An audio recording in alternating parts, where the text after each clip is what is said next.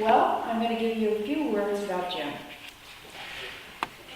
In his working life, he has been an engineer, a consultant, a professor, a computer programmer, entrepreneur, also father, husband, volunteer, politician, many other hats. But one thing he has always been is curious. And one of the ways he explores that curiosity is by reading. So we have many books in our house that are the result of Jim's curiosity about some aspect of human nature that he wants to explore. And he's found many authors he finds particularly inspiring. And Jonathan Haidt, that he will be speaking about today, is one of those people. So I encourage you to take in what you can. You may not be able to grasp it all today. I encourage you to slow down so that some of these heady concepts will settle in.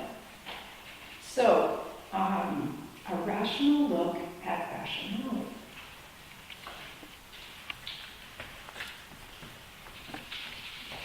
Good morning. Thank you for the intro, Marcia. It makes me wonder what I'll do if I grow up. And also, thank you for indulging me on that song. In the summer, I figure we get to sing some songs that we really like.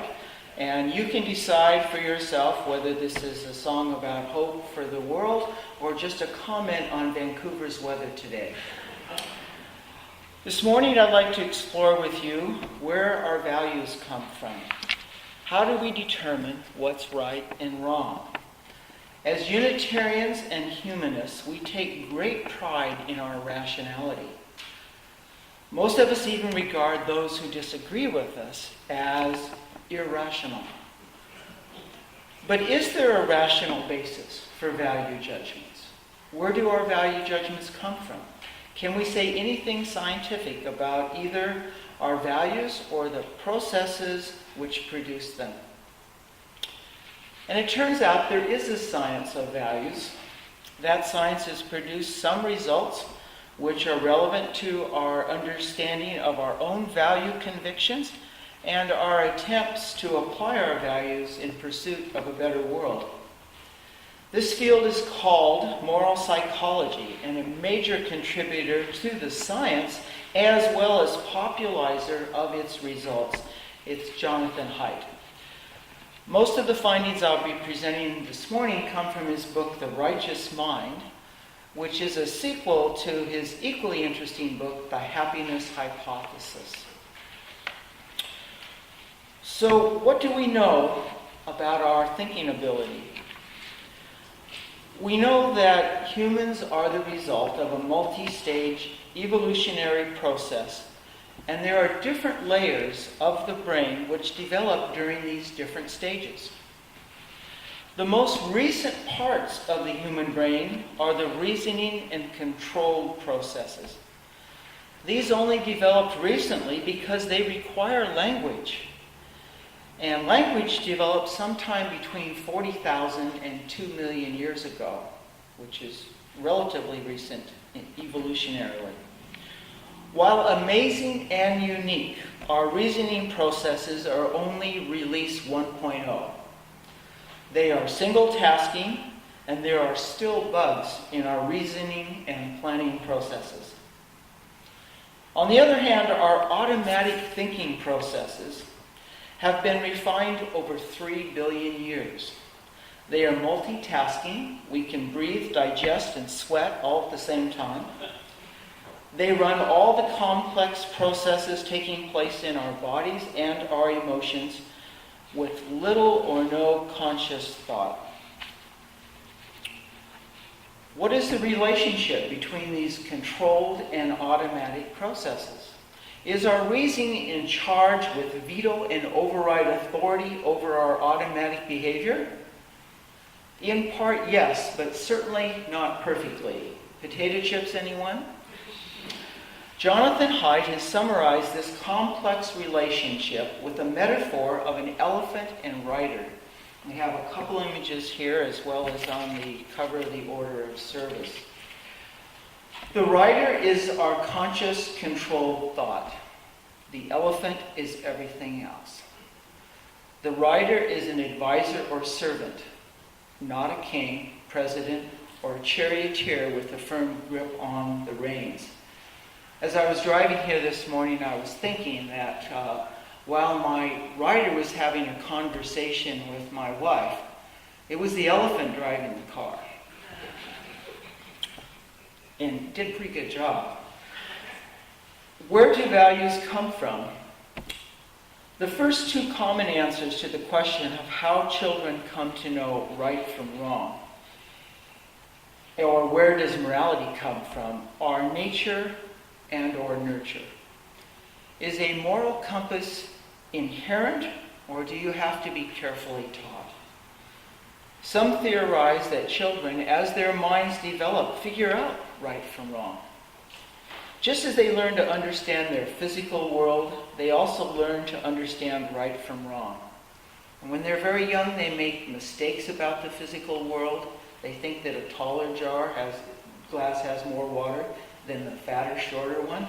And as they develop, they improve their determination of the physical world, their understanding, and also, according to a lot of studies coming from Piaget's work, they improve their understanding of right and wrong or morals. They figure out, amongst other things, that there are two types of morality. There are social conventions and rules about preventing harm.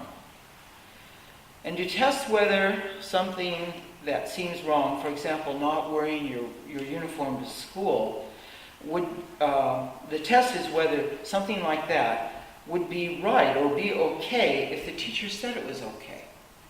So in the case of the uniform infraction, if the teacher said it was okay that Johnny didn't wear his uniform today, then the students would probably say, okay, that's fine now.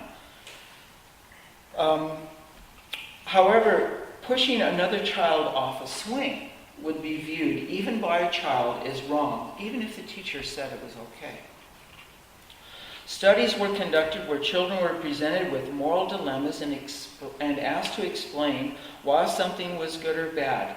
And the ability of the children to explain their moral reasoning and to discern between social convention and justice led to conclusions that morality is about harm and fairness, not rules of social convention. Letting kids interact and figure out morality for themselves is preferable to hierarchy and authority. Schools and families should embody progressive principles of equality and autonomy. This is a perfect recipe for the secular and Unitarian society that we've been living in and raised our children in. And a lot of it comes from this work. But there are other values than justice or harm prevention. Haidt identifies 6 other values which progressives or liberals tend to overlook or discount: loyalty, respect, duty, piety, patriotism, and tradition. In almost every non-Western society, morality involves much more than avoiding harm. Non-Western society.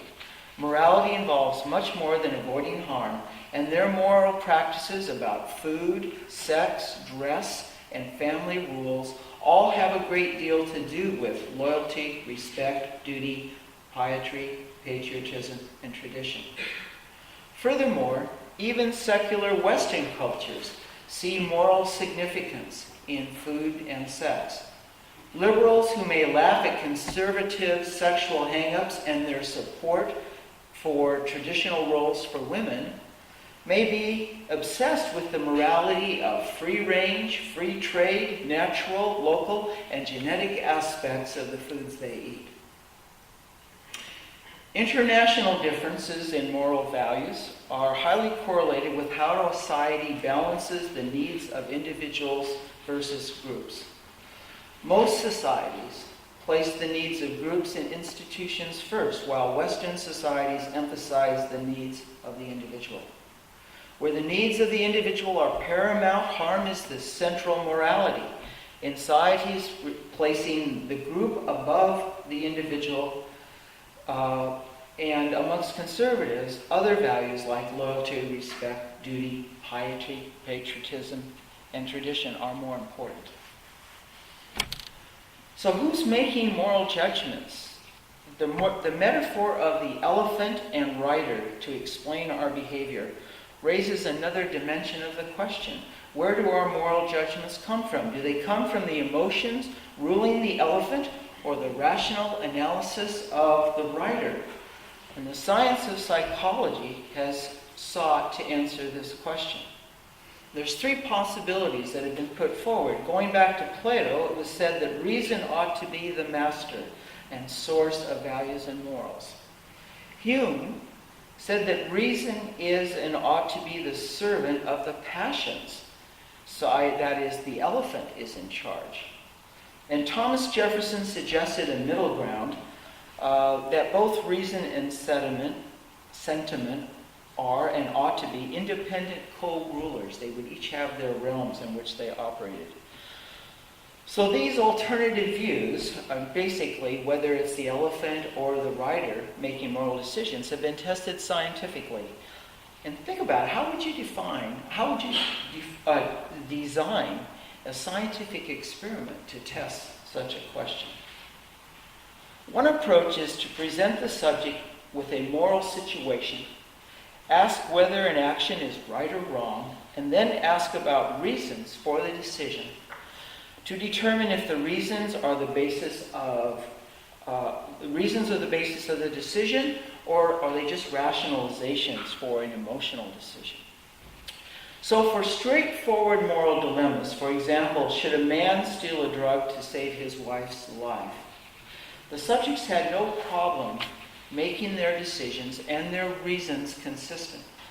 However, for some harmless taboo situations, inconsistencies emerged. So here's a scenario. In one story, a sister and brother are traveling together in France on summer vacation from college. One night they are staying alone in a cabin near the beach and decide to try making love.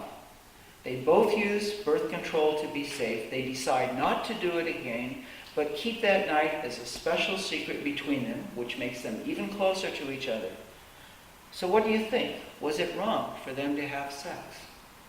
The researchers knew that such stories were disgusting, and they expected they'd trigger immediate moral condemnation. Only 20% of subjects said it was okay for the siblings to have sex. But when a researcher asked people to explain their judgments and then challenged those explanations, he found that the Humean pattern, where the elephant is in charge, was what was supported by the evidence. In these harmless taboo scenarios, people generated far more reasons and discarded far more reasons than any of the other scenarios.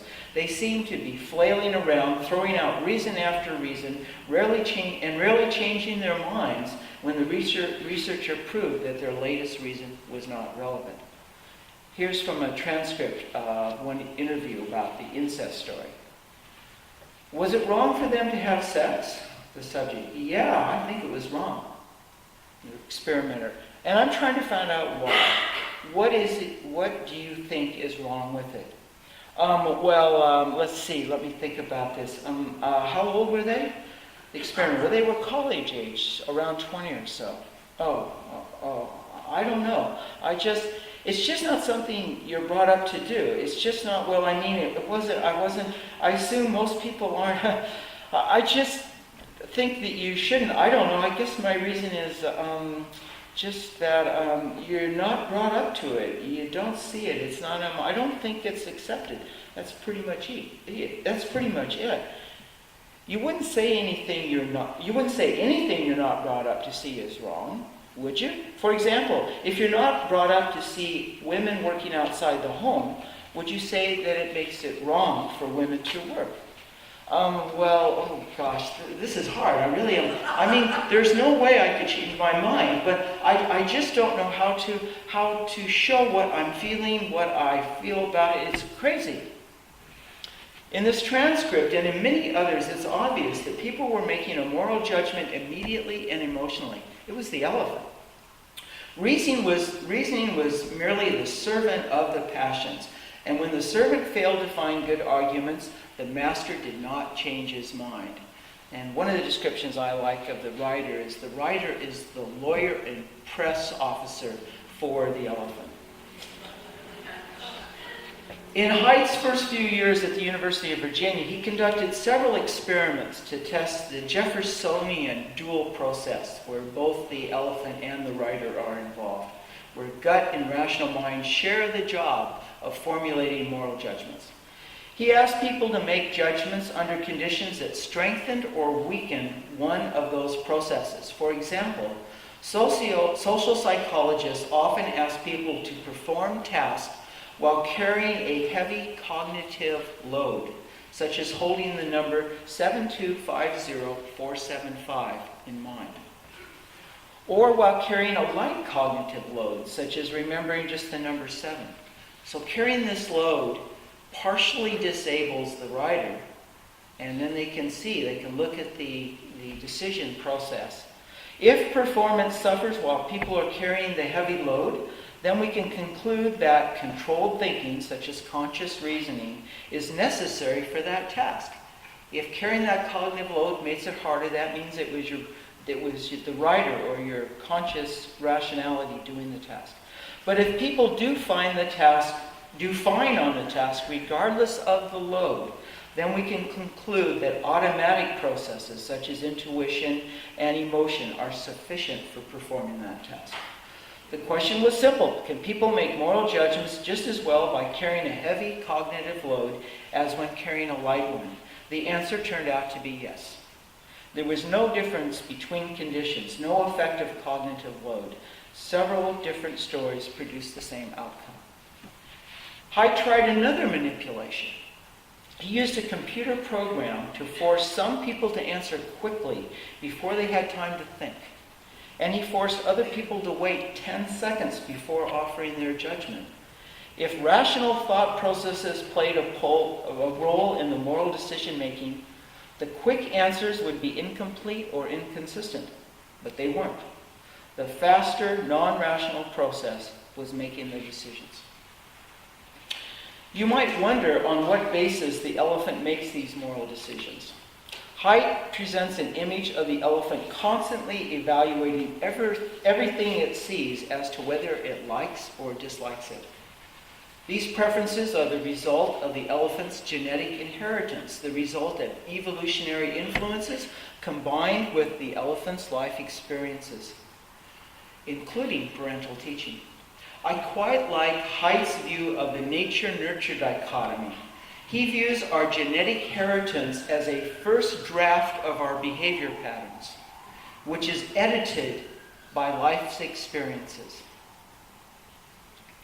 The conclusions of these experiments in moral psychology are that intuitions come first, strategic reasoning second. To demonstrate the strategic functions of moral reasoning, Haidt reviewed 5 areas of research showing that moral thinking is more like a politician searching for votes than a scientist searching for truth.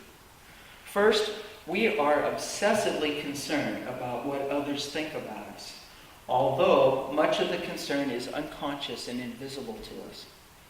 Secondly, conscious reasoning functions like a press secretary who automatically justifies any position taken by the president. With the help of our press secretary, we are able to lie and cheat often and then cover it up so effectively that we convince even ourselves. Fourth, reasoning can take us to almost any conclusion we want to reach because we ask, can I believe it when we want to believe something, but ask, must I believe it when we when it's something we don't want to believe? The answer is almost always yes to the first question and no to the second. Fifth, in moral and political matters, we are often groupish rather than selfish. We deploy our reasoning skills to support our team and to demonstrate commitment to our team. Haidt concludes by warning that the worship of reason, which is sometimes found in philosophical and scientific circles, is a delusion. It is an example of faith in something that does not exist. He urges instead a more intuitionist approach to morality and moral education, one that is more humble about the abilities of individuals and more attuned to the context and social systems that can enable people to think and act well. But Haidt presents his conclusions as tentative. In his words, I have tried to make a reasoned case that our moral capacities are best described from an intuitionist perspective. I do not claim to have examined the question from all sides, nor to have offered irrefutable proof. Because of the insurmountable power of the confirmation bias, which affects our rational decisions, counter-arguments will have to be produced by those who disagree with me. Eventually, if the scientific community works as it is supposed to, the truth will emerge as a large number of flawed and limited minds battle it out. One area for applying Haidt's findings is in the area of moral persuasion. We tend to think that presenting rational arguments and pointing out the fallacies in someone's arguments is a great way to change their minds. I know that I and many other progressive politicians have taken this approach, while our conservative opponents repeat misleading, emotion-grabbing statements about, say, the threat of crime. The problem is that the audience should be the elephants and not the riders, or it is the elephants and not the riders. The elephant side of our minds, which is the side in charge, does not change its mind in response to rational arguments, especially if they're countering its previous biases. Part of being able to communicate effectively with people who see things differently is to recognize that they consider a broader range of values than justice, which is the dominant value of progressives. Loyalty, respect, duty, piety, patriotism, and tradition are very important to conservatives. They tend to rank them equally with justice. Furthermore, their view of justice is a little different. While progressive justice focuses on equality, conservative justice focuses on proportionality. People should be rewarded in proportion to what they contribute, even if it guarantees unequal outcomes.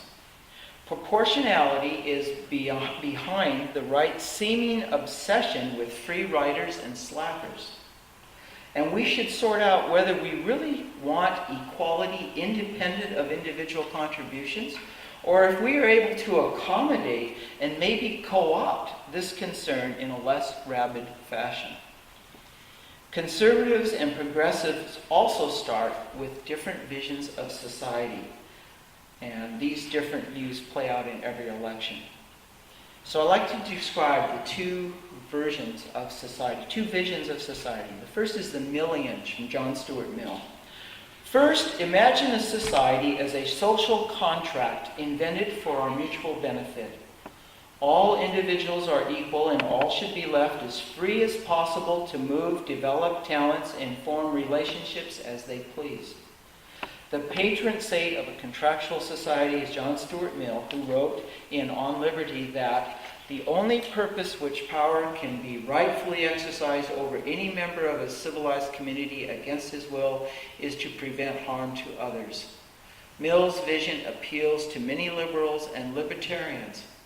A Millian society at its best would be a peaceful, open, and creative place where diverse individuals respect each other's rights and band together voluntarily in, as Obama calls for, unity, to help those in need or to change laws for the common good.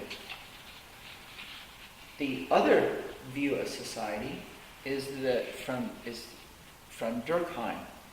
Now imagine a society, not as an agreement among individuals, but as something that emerged organically over time as people found ways of living together, binding themselves to each other, and suppressing each other's selfishness and punishing the deviants and free riders who eternally threaten to undermine cooperative groups.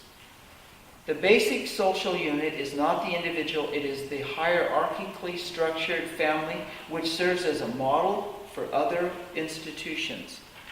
Individuals in such societies are born into strong and constraining relationships that profoundly limit their autonomy. The patron saint of this more binding moral system is the sociologist Emile Durkheim, who warned of the dangers of anomie, which is normlessness.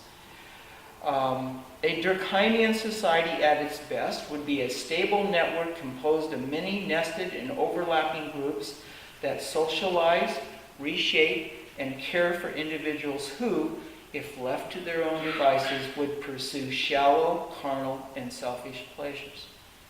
A Durkheimian society would value self-control over self-expression, duty over rights, and loyalty to one's groups over concerns for outgroups. Neither George W. Bush nor his father, George H.W. Bush, had the ability to move an audience to tears, but both had the great fortune to run against cerebral and emotionally cool Democrats, Michael Dukakis, Al Gore, and John Kerry. It is no coincidence that the first Democrat since Franklin Roosevelt to win election and then re-election combined gregariousness and oratorical skill with an almost musical emotionality. Bill Clinton knew how to charm elephants. Obama has wonderful oratorical skills, but he's sort of on again, off again, whether he's talking to the elephant or the rider.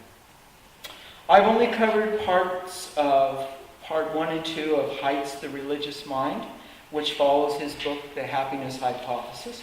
I covered material which I thought was particularly interesting and particularly challenging, especially to us. If you like, I encourage you to read the 2 books. If you are striving to be rational, I think they will make you happy.